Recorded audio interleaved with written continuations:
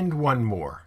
We're going to have our spring, once again, on the incline, and it's compressed a distance of delta x equals 0.60 meters along the incline by this mass right here.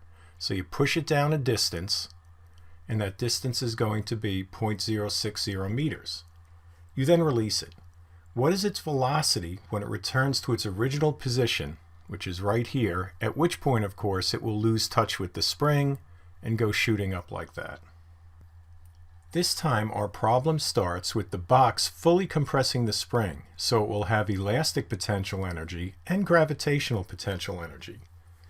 When you let it go and the spring shoots back, right where it loses contact with the spring, there'll be no more elastic potential energy because it's not compressed anymore, but you will have kinetic energy and gravitational potential energy.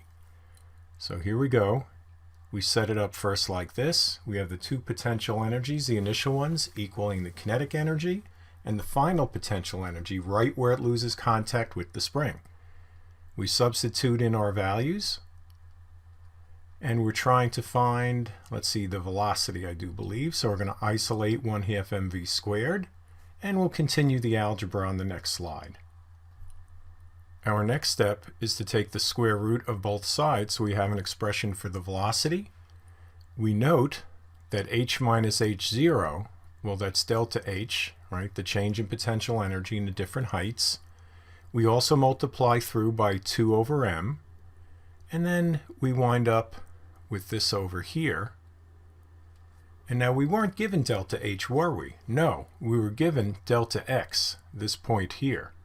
So to find delta h, we just have a triangle, right? Here is delta x, here is our delta h, and delta n, here's theta. This angle here is theta. So we substitute in for delta h, delta x sine theta, and then we have our final algebraic expression, put in the numbers, and we find we're going at 3.5 meters per second at the instant the block loses contact with the spring.